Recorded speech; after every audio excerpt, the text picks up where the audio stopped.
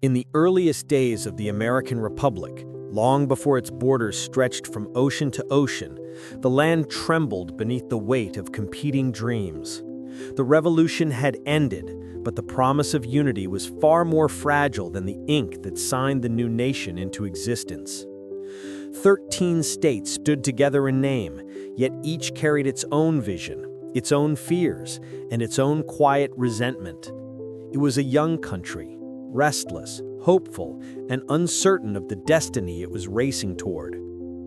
Farmers in the north spoke of industry, trade, and the flowering of new cities. Plantation owners in the south clung to an older world, built on tradition, land, and a hierarchy they believed to be natural. On the frontier, where the wilderness swallowed towns as quickly as they were born, settlers imagined freedom from all authority, British, American, or otherwise. These contradictions pulsed through the veins of the Republic like conflicting heartbeats, each demanding to define the nation's future. Even within families, the fractures were visible. A father might speak proudly of independence, while his son whispered envy toward European aristocracy. A daughter might dream of rights denied to her, while her mother warned of the dangers that came with questioning the order of things. Conversations around wooden tables were filled with hope, but beneath that hope ran a deep river of worry. What did freedom mean if everyone imagined it differently? In the capital, leaders debated with increasing intensity. Alexander Hamilton argued for a strong central government, believing that unity was the only shield against chaos. Thomas Jefferson envisioned a country of small farmers, independent and untouched by heavy authority. Their rivalry was not simply political, it was a reflection of the nation's own divided identity. Every argument in Congress echoed the arguments being whispered across farms, taverns, and frontier camps. Outside the halls of power, the people felt these tensions like distant thunder. Former soldiers returned home to debts and uncertain futures. Newly freed minds struggled to understand their newfound rights. Indigenous nations watched warily as settlers pushed farther into their lands, sensing that the young republic's hunger for growth threatened their centuries-old worlds. Enslaved men and women listened to the speeches about liberty and wondered why freedom had been carved so selectively. Yet for all its fractures, the dream of America still glowed like a lantern in the night. Immigrants crossed oceans chasing a story that was still being written. Innovators built machines that hinted at a future beyond imagination. Teachers, preachers, sailors, and farmers all carried a small spark of belief that this new nation might become something more than the sum of its contradictions. The United States was not yet whole. It was not yet stable, but it was alive, with ambition, conflict, and the uncertain beauty of possibility. Every disagreement, every clash of ideals, every fragile hope added another thread to the tapestry of a country struggling to define itself. And in that struggle, the fractured dream began to take shape, messy, imperfect, and entirely human. A dream not yet unified, but undeniably powerful, waiting for the hands of history to guide it into the century ahead. The frontier was never quiet. Even on nights when the sky hung heavy with stars, and the forests lay still as stone, the wind carried whispers, stories of danger, opportunity, and lives caught between two worlds. To live at the edges of the expanding young republic was to stand where civilization ended and the untamed wilderness began. It was a place where every sunrise promised possibility, and every sunset warned of uncertainty. Families who settled there came seeking land, freedom, or simply a chance to outrun the past. They built fragile cabins of rough-hewn logs, their chimneys rising like hopeful signals into the cold air. But the frontier did not bend easily to their desires. Winters were merciless. storms unforgiving, and each stray sound in the dark could mean a wandering animal or a rival traveler with uncertain intent. The indigenous nations who had lived on the land for centuries watched the newcomers with wary eyes. To them, the frontier was not an edge, it was home, sacred and ancient. Change swept over their territories like a slow-moving storm, bringing strange customs and unfamiliar claims to ownership. Some tribes attempted diplomacy, offering trade, guidance, or temporary alliances. Others resisted quietly, understanding that every handshake with settlers carried the weight of future loss. One such settler, Elias Ward, knew this better than most. A former soldier turned frontiersman, Elias had come seeking peace after years of conflict. Instead, he found a land shaped by silent tensions, where trust was rare and misunderstandings could spark bloodshed. Yet, amid this uncertainty, he forged a cautious friendship with Red Hawk, a young warrior of the Shawnee. They shared no common language at first, only common needs: food, safety, and respect for the unforgiving land. Their uneasy alliance became essential when a traveling band of traders arrived with rumors of a territorial dispute brewing to the south. More settlers were coming, driven by dreams of rich soil and open skies. With them would come fences, claims, and the slow erosion of the frontier's fragile balance. Red Hawk's people feared the pushing tide.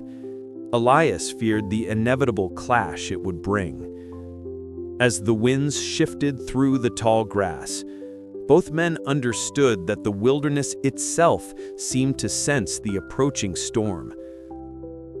Animals moved in unusual patterns. Travelers spoke in hushed tones, and even the rivers, swollen with spring melt, carried debris from distant conflicts, broken arrows, abandoned tools, and fragments of burned wood from unknown villages. Still, daily life continued. Women tended fires, children learned to track deer, and elders told stories that anchored the community to its roots. Despite the uncertainty, a quiet perseverance filled the air. Those who lived on the frontier learned to accept danger as part of existence, much like the changing seasons. But beneath the surface, pressure grew. Boundaries blurred. Alliances strained. Each new settlement, each new negotiation, each new misunderstanding added another crack to the already fragile ground. The frontier was more than a place. It was a crossroads of cultures, dreams, fears, and destinies, colliding in slow motion. And as the winds swept across the endless wilderness, they carried a message only the attentive could hear. Change is coming. Prepare your heart, your home, and your history. History remembers the generals, the declarations, and the battles that thundered across the colonies, but the revolution was never carried by famous names alone. Beneath the surface of the struggle lived an unseen world of ordinary citizens, secret messengers, silent rebels, and hesitant heroes whose choices shaped the very pulse of independence. These were the voices buried beneath the noise of war, quiet, unrecorded, yet indispensable. In the bustling streets of Boston, a young printer's apprentice named Samuel Briggs worked long hours setting type for newspapers that spoke of liberty. He was not a soldier, he had never fired a musket, yet with every pamphlet he printed, every article he slipped into the hands of passers-by, he spread the ideas that fueled the uprising. His master believed he was simply doing his job, But Samuel knew the truth. Words were weapons, and he wielded them with a determination far greater than his years. Across the countryside, an elderly midwife named Margaret Hale became one of the revolution's most unlikely messengers. Because no British soldier thought to question an old woman carrying herbs and linens, she moved freely between villages.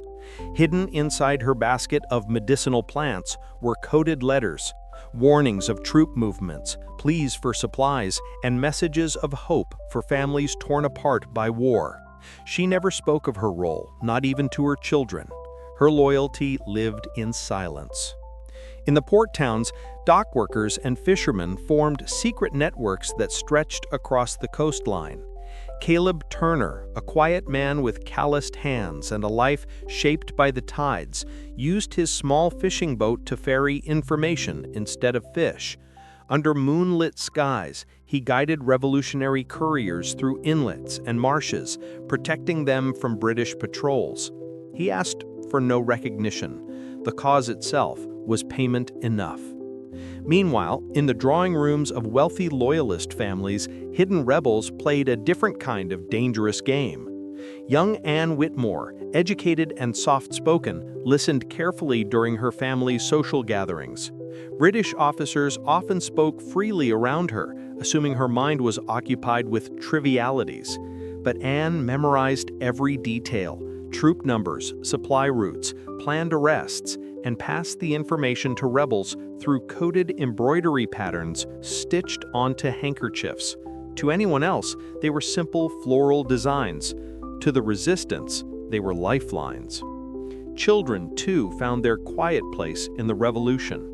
Barefoot boys carried messages disguised as games, kicking leather balls across fields to deliver warnings.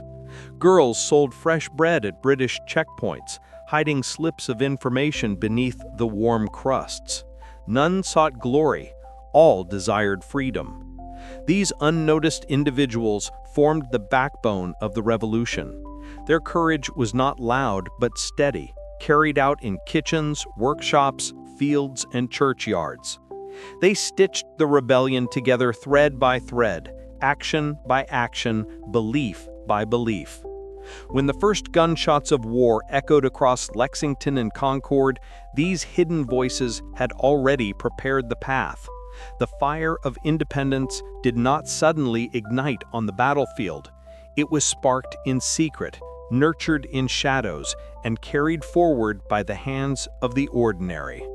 Their names may be forgotten, but their echoes live forever in the story of a nation born from both courage and quiet sacrifice. War rarely begins with the sound of drums or the clash of steel. It begins in the quiet spaces between people. In early America, as the push for independence swept through towns and farmlands, the first tremors were felt around dinner tables, in church pews, and on dusty village roads. Neighbors who once shared tools and harvests suddenly found themselves on opposite sides of a growing, invisible wall. Some believed the crown still offered protection. Others felt freedom was the only path forward. It was here, long before muskets fired, that sacrifice began. Families were often the first to fracture. Mothers watched their sons leave home with poorly sewn uniforms and borrowed rifles, not knowing whether they'd ever return. Fathers who once dreamed of peaceful futures for their children instead found themselves urging them toward battlefields, their pride tangled painfully with fear. Young men, barely old enough to understand the value of life, stepped toward war with hearts filled not only with bravery, but also with doubt. They marched off carrying letters from loved ones, letters that for many would become the last traces of home. Across the emerging nation, leaders faced their own trials. The war demanded not only strategic brilliance, but also emotional endurance. Generals like Washington bore the weight of every life lost under their command. Each name on a casualty list felt like a personal wound. These leaders were forced to make decisions that would haunt them, choices between protecting their troops or seizing a moment that could turn the tide of the entire conflict. Victory, when it came, was paid for in sleepless nights and burdens carried in silence. On the front lines, the reality of war was a far cry from the heroic tales that later generations would celebrate. The smell of gunpowder, mixed with the cries of the wounded, and the cold earth beneath fallen soldiers bore witness to dreams that would never be fulfilled. Battlefields became graveyards of ambition, love, and possibility. Yet amid the darkness, acts of astonishing humanity shone through. Strangers sharing canteens, injured men carried miles by comrades, and brief moments of mercy, even between enemies. Back home, the echoes of war reached every corner. Wives waited months for letters, each passing day thick with uncertainty. Children grew up faster, stepping into roles left empty by fathers and brothers. Entire towns changed shape. Barns turned into makeshift hospitals, and community gatherings became places of quiet mourning and whispered hope. It was a nation learning, painfully, that freedom demanded more than courage. It demanded endurance. When the war finally tilted toward victory, joy did not erase the scars left behind. The United States would emerge stronger, but not untouched. The cost of the struggle lived on in empty chairs, silent farms, and the memories of those who survived. These echoes of love, loss, sacrifice, and resilience became the true foundation of the new nation. The destiny Americans would one day celebrate was forged not only in battles won, but in the human hearts that carried the weight of freedom's price. The smoke of the revolution had barely settled when the young nation found itself standing at an uncertain threshold. Victory had been won, but the price had carved deep lines into the hearts of its people. The question now loomed larger than any battlefield triumph. What would America become? Freedom had been the rallying cry during the war, but once the chains of colonial rule were broken, the meaning of that freedom suddenly became more difficult to define. The 13 states, loosely bound by shared sacrifice, now discovered they were bound less by unity and more by fragile hopes that often contradicted one another. Farmers in the countryside desired stability and protection. Merchants in bustling port cities demanded open trade and strong central authority. Former revolutionaries who once fought shoulder to shoulder now disagreed bitterly about the very structure of the government they had risked everything to create. Political rivalry took shape quickly. Men like Alexander Hamilton and Thomas Jefferson, heroes in their own right, became symbols of two competing visions for the infant republic. Hamilton envisioned a powerful central government, believing strength and order were essential for America to survive among world powers. Jefferson, meanwhile, championed individual liberty and feared that too much federal authority would simply replace one form of oppression with another. Their debates were fierce, ideological, and deeply personal. Through them, the nation realized that war had only been the beginning of its struggle. Amid this tension, ordinary citizens felt the weight of uncertainty. Shopkeepers listened anxiously to rumors of economic instability. Farmers wondered if the new government would honor its promises. Veterans returned home to discover that freedom did not guarantee prosperity, nor did it erase the emotional burdens they carried. Many asked themselves whether the sacrifices made on distant battlefields would be honored in the laws and institutions now taking shape. Still, hope persisted. Town halls buzzed with spirited discussion, printers filled newspapers with passionate arguments, essays, and warnings. The nation was alive with ideas, messy, loud, conflicting, but undeniably full of potential. For the first time, people felt empowered to question, debate, and demand a role in shaping their future. However, this newfound freedom carried shadows of its own. Deep divisions threatened to weaken the fragile union. The question of states' rights, economic priorities, and the unresolved moral wound of slavery created invisible fissures beneath the surface of progress. America's greatest strength, its diversity of thought, was also its greatest challenge. Yet at this crossroads, something remarkable happened. Instead of collapsing under the weight of its contradictions, the nation chose to build.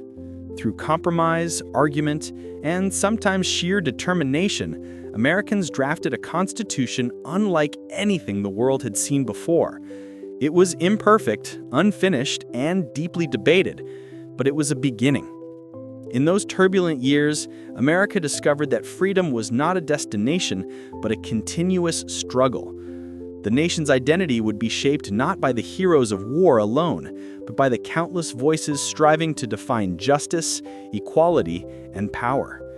Standing at the crossroads, America took its first uncertain steps toward becoming the nation it aspired to be, one guided by ideals, challenged by reality, and strengthened by the belief that its story had only just begun.